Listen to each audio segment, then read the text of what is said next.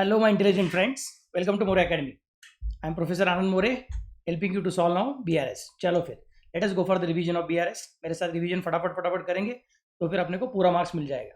देखो क्वेश्चन क्या कहता है. From the following details find out the bank balance as per cash book. Find out the bank balance as per cash book ऐसा बोल रहे हैं, मतलब अपने को कैश बुक का बैलेंस फाइंड आउट करना है. तो starting point obviously cannot be cash book, starting point will have to be passbook of mister Anurag as on 30 June 2019. इसका मतलब क्या करना पड़ेगा, इसका मतलब अपने को लिखना पड़ेगा in the books of mister Anurag और फिर बोलना पड़ेगा bank reconciliation statement as on 30 June 2019. Bank reconciliation statement as on 30 June 2019. फिर उन्होंने क्या बोला, पहला point bank balance as per passbook ₹14,000. I hope you are not forgotten. और अगर किसी का ये पहला लेक्चर रहेगा मेरे साथ करने का तो बोल के रखता हूँ कि बीआरएस का फॉर्मेट एकदम सिंपल फॉर्मेट है. पहले 15 से 16 लाइन किसी भी अपने नॉर्मल पेज के विल बी फॉर बीआरएस का फॉर्मेट, पर्टिकुलर अमाउंट इतना ही कॉलम्स है. और फिर बचा कुचा पेज जो रहेगा नीचे का उसको बराबर बीच में फोल्ड करने का. Left hand side is cash book, right hand side is passbook. ये अपना वर्किंग नोट है. कैश बुक के अंदर फिर से दो पार्ट रहेंगे. डेबिट साइड मतलब रिसीट डिपॉजिट, पेमेंट साइड मतलब पेमेंट विड्रॉवल और क्रेडिट साइड मतलब पेमेंट विड्रॉवल. और पासबुक जो है वो कैश बुक का एक्जैक्टली मिरर इमेज है. इसका मतलब debit side is payment withdrawal and credit side is receipt deposit. These are the basic things to be considered for format. फिर उस फॉर्मेट में बीआरएस के ऊपर हेडिंग आएगा in the books of mister Anurag and नीचे लिखा रहेगा bank reconciliation statement as on 30 June 2019. Simple. फिर अपने फॉर्मेट में, अपने टेक्निक में अपने को क्या इंपॉर्टेंट है कि बैलेंस कहाँ का दिया है और बैलेंस कौन से नेचर का है वो मालूम रहना चाहिए. So based on that I think I have taught you कि बैलेंसेस दो तरीके के रह सकते हैं. एक कौन है, कैश बुक. ये हर एक प्रॉब्लम में मैं बार बार सिखाता हूँ क्योंकि ये जितना तुमको जल्दी समझेगा, जितना तुम्हारे जहन में या फिर मन में दिमाग में परफेक्टली बैठा हुआ रहेगा, उतना तुम्हारा मिस्टेक्स होने का चांसेस जीरो हो जाएगा. Balance can be given as per cash book. It can be either a debit balance or it can be a credit balance. Debit balance को हम बोलते हैं नॉर्मल बैलेंस अगर कैश बुक वाला रहेगा तो, और उसी को बोलते हैं हम लोग पॉजिटिव बैलेंस. और अगर क्रेडिट बैलेंस रहेगा तो उसको बोलते हैं ओवरड्राफ्ट बैलेंस, उसी को बोलते हैं हम लोग निगेटिव बैलेंस. वही रहेगा आपका पासबुक, तो उसके अंदर भी डेबिट बैलेंस और क्रेडिट बैलेंस. और मैंने क्या बोला आप लोगों को, passbook is exactly the mirror image of cash book. इसका मतलब अगर वो पासबुक का डेबिट बैलेंस है तो वो ओवरड्राफ्ट है या फिर वो निगेटिव बैलेंस है. और वो पासबुक का अगर क्रेडिट बैलेंस रहेगा तो वो नॉर्मल बैलेंस है या फिर वो पॉजिटिव बैलेंस है. सर इसका मतलब क्या, इसका मतलब पहले ढूंढो कि आपने को जो बैलेंस दिया है आंसर का शुरुआत में, क्वेश्चन के शुरुआत में, वो कौन सा बैलेंस दिया है, कैश बुक के हिसाब से दिया है कि पासबुक के हिसाब से दिया है. फिर ये चेक करो कि उन्होंने उसके लिए कौन सा शब्द यूज किया है. अगर उन्होंने नॉर्मल शब्द यूज किया रहेगा उसी का दूसरा मतलब होता है पॉजिटिव.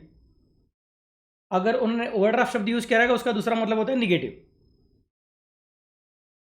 फिर वो नॉर्मल है कि ओवरड्राफ्ट है, एक बार वो क्लियर हो गया फिर अपने को सोचना पड़ेगा कि वो डेबिट साइड में लिखने का कि क्रेडिट साइड में लिखने का.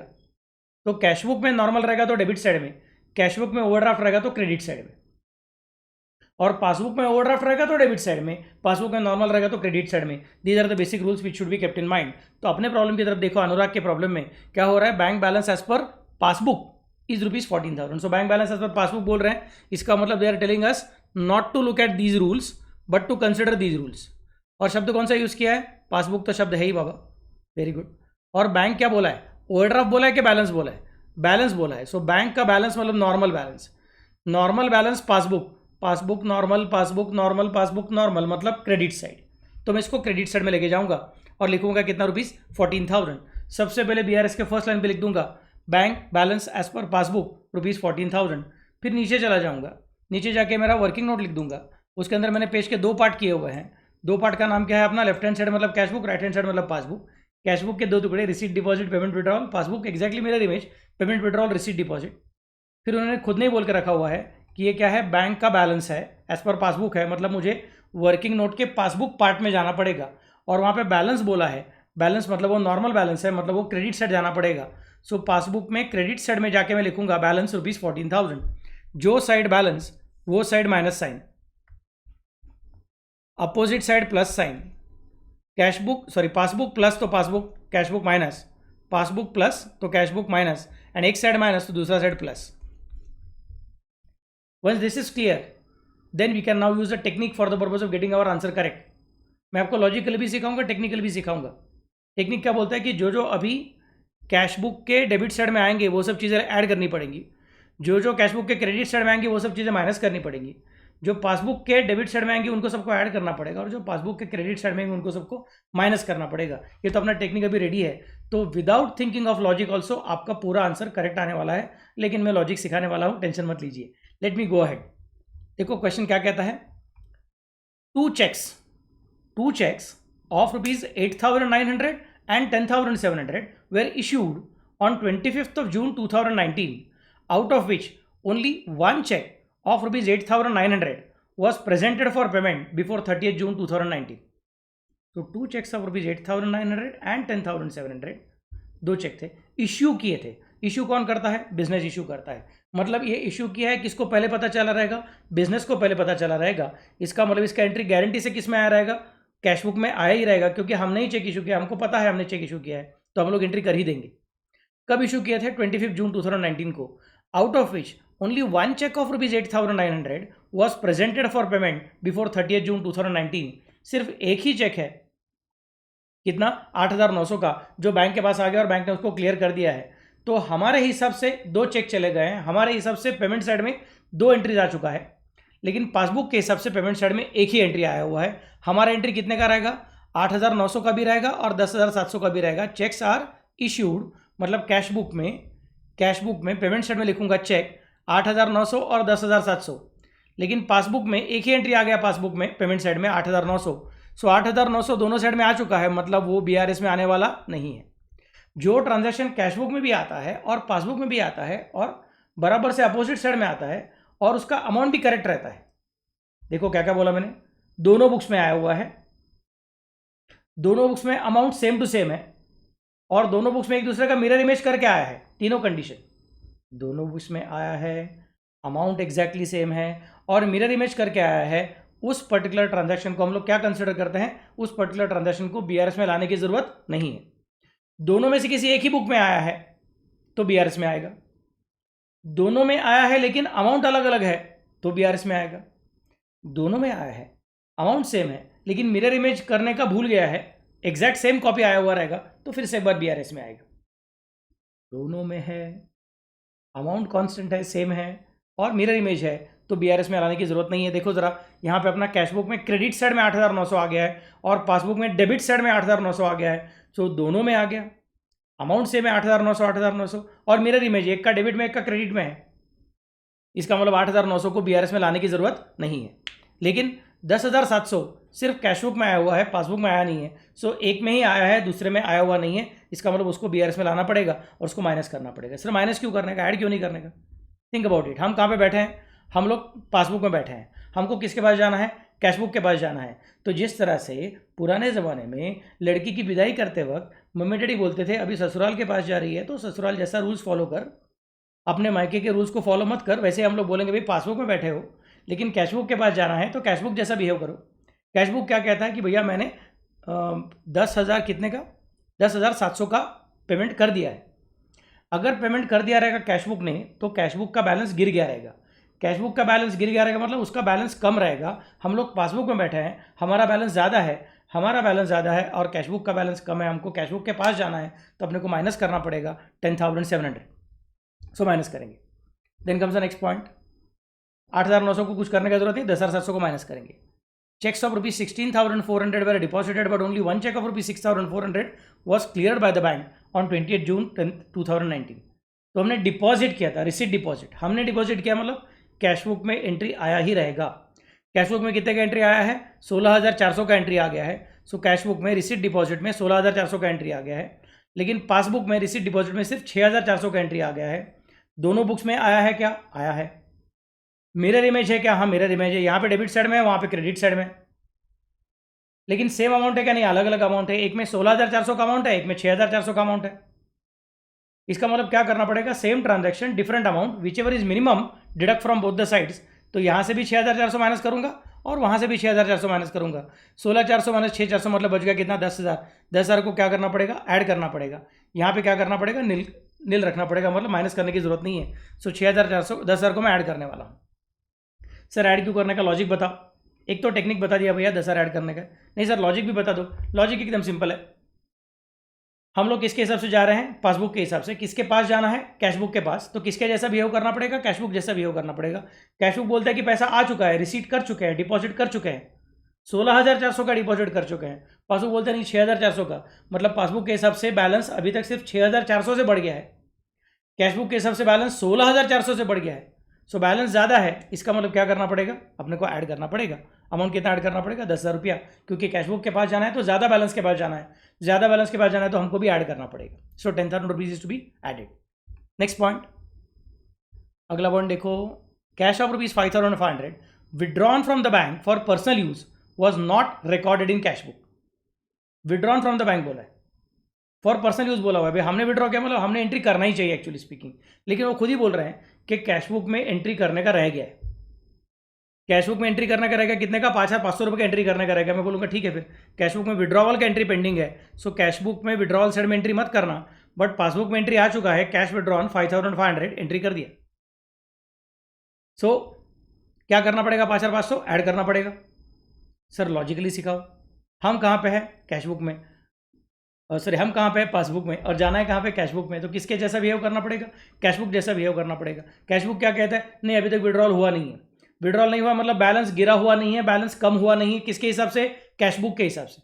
और पासबुक बोलता है नहीं सर बैलेंस तो गिर चुका है, मतलब पासबुक का बैलेंस छोटा है और कैशबुक का बैलेंस ज़्यादा है, क्योंकि पासबुक ने अभी तक विड्रॉवल का एंट्री पास ही नहीं किया है। तो बड़े वाले बैलेंस के पास जाना है, छोटे वाले बैलेंस को छोड़ के, तो बोलना पड़ेगा अपने को ऐड करना पड़ेगा 5,500 add. Then comes the next point, ₹350 bank incidental charges debited to Anurag's account not recorded in cashbook. ₹350 bank incidental charges, तो ये बैंक ने अपना चार्जेस लगा दिया कितना रुपए का, 350 का, किसको लगा दिया, अनुराग को। कितना अमाउंट है, 350, तो उसको मैं क्या कंसिडर करूंगा, बैंक ने डेबिट कर दिया है 350 रुपीज इंसिडेंटल चार्जेस। क्या करना पड़ेगा, ऐड करना पड़ेगा, लेस करना पड़ेगा, ऐड करना पड़ेगा। सर क्यों, लॉजिक बताओ। We are in passbook want to go to cashbook, behave like cashbook. Cashbook बोलते हैं कि ऐसा कुछ चार्जेस लगाया नहीं है, मतलब खर्चा हुआ नहीं है, मतलब अभी तक बैलेंस गिरा हुआ नहीं है। ऐसा कौन बोलता है, कैशबुक, मतलब कैशबुक का बैलेंस ज़्यादा है और पासबुक बोलते हैं नहीं सर खर्चा हो गया, मतलब उसका बैलेंस कम है। कम बैलेंस से ज़्यादा बैलेंस के पास जाना है तो क्या करना पड़ता है, ऐड करना पड़ता है। सो 350 ऐड करेंगे। Next point, there was a debit in passbook of rupees 7,500 in respect of a check dishonored on 30th June 2019। एक चेक था जो हमने डिपॉजिट करके रखा था, तो हमने डिपॉजिट की एंट्री कर दिया, पासबुक ने भी डिपॉजिट की एंट्री कर दिया मस्त से। बाद में बैंक को समझ में आ गया, हमारे बैंक के मैनेजर को समझ में आ गया कि वो चेक डिसऑनर हो गया, क्लियर नहीं हुआ है, तो बोलेगा सर मतलब मुझे क्या करना पड़ेगा, अब उस चेक के डिसऑनर की भी एंट्री करनी पड़ेगी। That means allow to pass the entry for rupees 7,500, debit of rupees 7,500। मैं यहाँ पे बोलूँगा 7,500 यहाँ पे आ चुका है, तो मुझे क्या, और कैशबुक में आया नहीं क्योंकि अभी तक हमको उसका एडवाइस मिला नहीं बैंक के पास से, तो हमने एंट्री किया नहीं है। So in the cashbook there is no entry, in the passbook there is entry of rupees 7,500। कोई लोग बोलेगा नहीं सर ऐसा नहीं है, कैशबुक में पहले एंट्री हो गया था, कौन सा वाला, रिसीट डिपॉजिट का एंट्री हो गया था। कितना अमाउंट उसका, रुपीज़, एडजस्टमेंट नंबर 6। कैशबुक में 7,500 का एंट्री हुआ रहेगा सर। मैं बोलूँगा अगर ऐसी बात करते हो तो फिर एक मिनट, हाँ इसको पहले यहाँ पे लिख के रखता हूँ। यस, तो जैसे ही कैशबुक ने एंट्री कर दी कि मेरे पास चेक डिपॉजिट किया हुआ है, तो पासबुक बोलेगा हाँ मैंने भी बोल दिया, चलो ठीक है चेक आ चुका है 7,500। सो हमने बोला रिसीट डिपॉजिट, पासबुक ने बोला रिसीट डिपॉजिट, काम खत्म। तो एक्चुअली स्पीकिंग 7,500 की एंट्री का कुछ वर्किंग करने का जरूरत नहीं है, मतलब इसको भूल जाएंगे तो भी चलेगा, इसको भूल जाएंगे तो भी चलेगा। बाद में बैंक को पता चल गया कि वो चेक क्लियर नहीं हुआ है, अगर वो क्लियर नहीं हुआ तो बैंक उसको उल्टा करने वाली है, मतलब 7,500 की एंट्री डेबिट साइड में डालने वाली है, सो दैट बैंक इस एंट्री को कैंसिल करती है। याद रखो, बैंक को या फिर कैशबुक को किधर भी डायरेक्टली एंट्री को कट करना अलाउड नहीं है, तो 7,500 की एंट्री को बैंक कट नहीं करती है, डेबिट साइड में एंट्री डालती है, चेक डिसऑनर हो गया। लेकिन अभी तक वो एंट्री कैशबुक को पता नहीं चली है, क्योंकि बैंक ने उसको अभी तक एडवाइस भेजा हुआ नहीं है, अलर्ट भेजा हुआ नहीं है कि भैया आपका चेक डिसऑनर हो गया है। इसके लिए हमारे पास पेमेंट विड्रॉल साइड में एंट्री आया हुआ नहीं है, और उनके पास पेमेंट विड्रॉल साइड में एंट्री आ चुका है, मतलब उनका ये 7,500 और ये अपना 7,500 same transaction, same amount, opposite side बराबर से आ चुका है, मतलब वो कैंसिल हो गया। लेकिन ये एक ट्रांजैक्शन सिर्फ उनके पास आया हुआ है, हमारे पास आया हुआ नहीं, मतलब अपने को ऐड करना पड़ेगा। तो दूसरा कुछ लॉजिक बताओ। दूसरा लॉजिक भी काफ़ी सिंपल है कि हमने बोला डिपॉजिट, बैंक ने बोला डिपॉजिट, तो हम दोनों का बैलेंस सेम था। फिर बैंक ने बोला नहीं विड्रॉ, वो कैंसिल हो गया, डिसऑनर हो गया, तो बैंक ने बोला बैलेंस कम, पैसा आया नहीं है। सो बैंक का बैलेंस नीचे है, कम है, और कैशबुक बोलता है अभी तक नहीं पैसा आ गया, तो कैशबुक का बैलेंस ज़्यादा है और पासबुक का बैलेंस कम है, क्योंकि उसको डिसऑनर की भनक लग गई है, उसको डिसऑनर की न्यूज़ मालूम पड़ गई है, उसको मालूम है कि पैसा आया हुआ नहीं है, मतलब उसका बैलेंस नीचे है, कम है, और कैशबुक अभी तक वो खबर पता नहीं चली है, इसके लिए उसका बैलेंस अभी भी ज़्यादा है। तो इसका मतलब कम से ज़्यादा के पास जाने का, तो क्या करना पड़ेगा, ऐड करना पड़ेगा 7500। अगला point, interest of ₹425 credited in passbook only. सिर्फ पासबुक में उन्होंने खुद ही बोल कर रखा है, मतलब कैशबुक में एंट्री नहीं है। सो पासबुक में 425 इंटरेस्ट को रिकॉर्ड कर दिया। फिर बोलूँगा ऐड करने का कि लेस करने का, लेस करने का। सर लॉजिक बताओ, we are in passbook, want to go to cashbook, behave like cashbook. Cashbook बोलता है कि 425 रुपये का इंटरेस्ट आ चुका है, सॉरी पासबुक बोलता है कि 425 रुपये का इंटरेस्ट आ चुका है। कैशबुक बोलता है नहीं मुझे कुछ पता ही नहीं है, ऐसा कुछ आया नहीं है, मुझे पता ही नहीं है, क्योंकि बैंक ने मुझे SMS अलर्ट नहीं भेजा, बैंक एडवाइस का नोट नहीं भेजा, तो मैंने एंट्री किया हुआ नहीं है। So in cashbook there is no entry. Cashbook में रिसीट डिपॉजिट हुआ ही नहीं, रिसीट डिपॉजिट नहीं हुआ, मतलब कैशबुक का बैलेंस नीचे रहेगा, कम रहेगा, क्योंकि रिसीट नहीं हुआ है, और पासबुक का बैलेंस ज़्यादा रहेगा, क्योंकि रिसीट आया तो बैलेंस बढ़ जाता है। सो पासबुक का बैलेंस ज़्यादा है, कैशबुक का बैलेंस कम है। हम ज़्यादा वाले बैलेंस के पास से कम वाले बैलेंस के पास जाना चाहते हैं, तो अपने को क्या करना पड़ेगा, माइनस करना पड़ेगा 425। सो 425 टू बी डिडक्टेड। चलो अभी फटाफट से क्या करेंगे, अलग अलग ट्रांजैक्शन का नरेशन लिखेंगे। नरेशन में क्या आया है, check deposited but not clear by bank. ये अपना 10,000 का जो अमाउंट है, ये ऐड करने का ना, कौन सा तुम्हारा, ये वाला देखो, 16,400 और 6,400 को एडजस्ट करने के बाद बच गया 10,000। उसको अपने को बोलना पड़ेगा check deposited but not cleared by the bank. अगला पॉइंट कौन सा है तुम्हारा, ये 5,500, फिर 350 और 7,500, ये तीनों को अपने को एडजस्ट करने का है, सबको ऐड करने का है। तो नरेशन क्या लिखूंगा मैं, cash withdrawn for personal use unrecorded in cashbook, या फिर incidental charges debited by bank unrecorded in cashbook, and बाद में चेक डिसऑनर्ड अनरिकॉर्डेड इन कैशबुक। जरूरत पड़ी तो क्या करने का, वीडियो पॉज करने का, बराबर से लिखते जाने का, बाद में वीडियो रिज्यूम करने का। सबके अमाउंट लिख दिया, फिर सबका टोटलिंग कर दिया, आउटर कॉलम लेके आया, 14,000 में 23,350 ऐड कर दिया, तो हो गया कितना, 37,350। और उसके बाद में फिर माइनस क्या ट्रांजेक्शन देखूंगा, माइनस में एक ही है 10,700, और कौन है माइनस में, इधर कुछ है नहीं, ये 14 था तो बैलेंस था, ये तो जीरो हो गया, ये 425, ये माइनस करने का है, ये 7,500 तो इधर कैंसिल हो गया अपना, तो there is no difficulty. Okay, तो एक 10,700 माइनस करने का और एक 425 माइनस करने का है। तो मैं क्या बोलूँगा यहाँ पे, checks issued but not presented 10,700, interest credited in cashbook only, in cashbook नहीं रे बाबा लोग, in passbook only, interest credited in passbook only.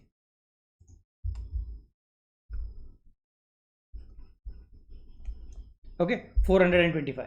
So 10,700 and 425 का टोटलिंग किया, 11,125 आ गया। सो 37,350 में से माइनस किया, आंसर पॉजिटिव आया। सर इस पॉजिटिव आंसर का नाम क्या रखूँ, मैं बोलूँगा ठीक है, कैसे सोचने का, पहले क्या बोला था, balance as per passbook, balance as per passbook बोल के पॉजिटिव खेल रहे थे, अभी भी पॉजिटिव आया, तो पहले पॉजिटिव मतलब बैलेंस, तो अभी भी पॉजिटिव मतलब balance. So bank balance as per cashbook, क्योंकि स्टार्ट किया था पासबुक से, तो पहुंच जाएंगे कैशबुक के पास। This is how the transaction is to be recorded. Clear, बस खत्म, सिंपल प्रॉब्लम है, आपको सबको बराबर से आने वाला है, टेंशन लेने की जरूरत नहीं है। लेकिन मेरे रूल्स को बराबर से याद रखना, बैलेंस कहाँ पे लिखने का रहता है, वर्किंग नोट में कहाँ पे लिखने का रहता है, साइंस कौन से हैं, और बाद में ट्रांजैक्शन को रिकॉर्ड कैसे करने का रहता है। ये पता चला तो आपको किसी भी हालत में BRS टैली ही होने वाला है, और आपको पूरा मार्क्स देने ही वाला है। क्लियर मैं क्या बोल रहा हूँ, चलो देन ओके। अगले लेक्चर में ऐसे ही टाइप का लास्ट प्रॉब्लम करूँगा, फिर ये हफ्ते के अपने सारे के सारे प्रॉब्लम्स खत्म हो जाएंगे। फिर उसके अगले हफ्ते में कुछ स्पेशल टाइप के BRS के प्रॉब्लम करूँगा, कि जहाँ पे आपको कैशबुक और पासबुक दोनों दिया है एक्चुअली, और आपको दिमाग चलाना है क्या, कभी क्या करें ना क्या ना करें। यहाँ पे कैसा आपने को अलग अलग नरेशन देकर रखा है ना भाई, ये नरेशन वाला प्रॉब्लम है। इसके अगले के प्रॉब्लम, अगले हफ्ते के जो प्रॉब्लम रहेंगे, वहाँ पे नरेशन दिया हुआ नहीं रहेगा, अपने को कैशबुक का एंट्रीज दिया रहेगा और पासबुक का एंट्रीज दिया रहेगा। खुद को दिमाग चला के सोचने का रहेगा इसमें से क्या करने का क्या नहीं करने का। लेकिन वो अगले हफ्ते में, कल का प्रॉब्लम ऐसे टाइप का प्रॉब्लम रहेगा, लास्ट टाइप का प्रॉब्लम रहेगा। ओके चलो then, bye bye, good night.